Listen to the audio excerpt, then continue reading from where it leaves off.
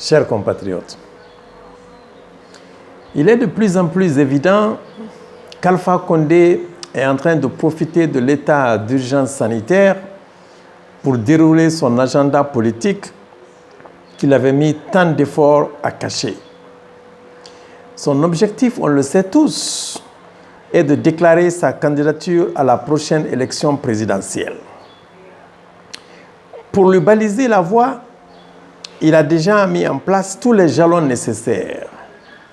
Sa nouvelle constitution, taillée sur mesure, a été promulguée.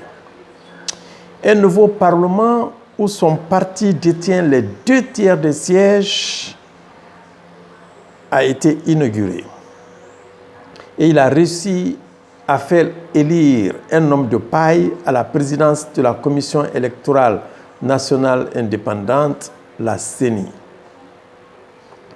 Il a fait tout ceci au forceps et en pleine crise sanitaire. Mais ce n'est pas tout.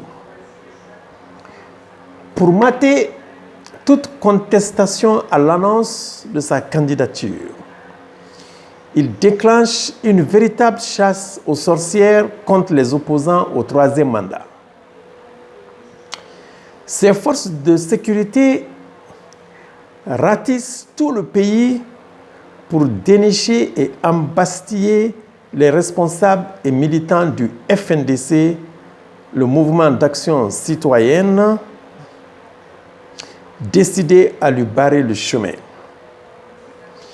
Alors que partout dans le monde, on désengorge les prisons pour freiner la propagation de la pandémie de Covid-19, Alpha Condé, lui, emprisonne à tour de bras non pas des éléments criminels et dangereux, mais ses opposants politiques qui sont exposés ainsi à un risque élevé de contamination au coronavirus. C'est comme s'il les envoyait au cachot avec une condamnation à mort. À ce jour, il y a plus de 280 militants du FNDC injustement incarcérés à cause de leurs opinions. La tâche lui a été rendue facile par le fait que les opposants observent une trêve pour permettre au peuple de Guinée de lutter efficacement contre la pandémie. Mais ce ne sera pas pour longtemps, car le FNDC a annoncé la reprise prochaine des manifestations. Alpha Condé se trompe lourdement s'il pense que nous allons rester les bras croisés pendant qu'il planifie la liquidation du FNDC sous le couvert honteux de la pandémie de Covid-19. La période de grâce tire à sa fin et Alpha Condé a bel et bien intérêt à mettre les bouchées doubles pour endiguer cette épidémie. Il n'a plus que 2 semaines, tout au plus pour le faire, car nous n'accepterons plus une reconduction de l'état d'urgence sanitaire après son expiration à la date du 15 juin 2020. Que son Parlement monocolore en tienne compte. L'état d'urgence sanitaire doit être levé à terme, car le pouvoir est en train de s'en servir pour se livrer à de basses besognes politiques au lieu de veiller à la santé des populations et à un retour à l'ordre normal. Quelle que soit la date qui sera retenue par le comité de pilotage du FNDC pour la reprise des manifestations, que cela soit avant ou après, le 15 juin reste la date charnière de l'avant et après Corona.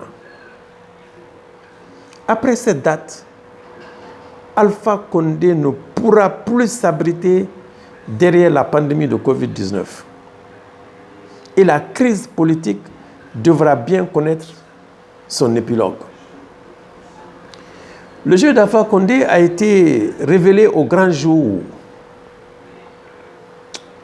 profitant de la pandémie, il fait tout pour limiter les rassemblements au strict minimum. Qui a compris comment il est passé de 20 à 30 personnes autorisées pour les regroupements?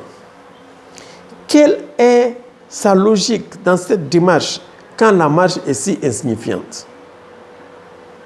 Alors que la plupart des pays touchés par le coronavirus ont entamé un processus de déconfinement progressif,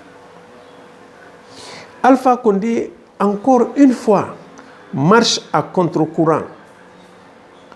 Le couvre-feu est toujours en vigueur de 22h à 5h du matin. Les écoles et les lieux de culte restent fermés. Aucun regroupement de plus de 30 personnes n'est permis, exception faite pour lui et ses amis qui n'hésitent pas à violer les règles qu'ils ont eux-mêmes édictées. On l'a vu à l'ouverture de la session inaugurale de la 9e législature. Même chez nos voisins les plus immédiats, les lieux de culte et les écoles ont réouvert et le couvre-feu a été levé. Et cela avec un taux de mortalité plus élevé qu'en Guinée. Mais notre pays est ainsi fait que même une pandémie comme la COVID-19 est susceptible d'être politisée. Sinon, Alpha Condé a eu plus de 2 mois pour juguler cette crise et amorcer un retour à une vie normale. Mais lui et son équipe ont été lents à fermer les frontières, lents à mettre en place les mesures barrières et lents à mettre en place un plan de riposte sanitaire et de relance économique. Ils étaient plutôt préoccupés à mener à terme le coup d'État constitutionnel qu'ils ont minutieusement préparé. L'heure du bilan a sonné et il faut bien qu'Alpha Condé nous explique ce qu'ils ont bien pu faire durant ces 2 mois d'urgence sanitaire. Pourquoi la chaîne de contamination est-elle toujours active? De notre côté, nous avons fait suffisamment preuve de bonne foi et on leur a laissé assez de temps. Mais malgré son appel à une union sacrée, Alpha Condé est engagé dans une logique de rapport de force. Toutes les actions qu'il a menées au cours de ces 2 derniers mois ont tendance à le prouver. Il ne reste plus au FNDC et au peuple de Guinée d'en tirer toutes les conséquences. Je termine en lui rappelant que nous avons dit 2 mandats. 2. Tu veux pas, c'est 2. Alpha, il fait ça, ici Gamane, Khalati. Vive le FNDC, vive la refondation, je vous remercie.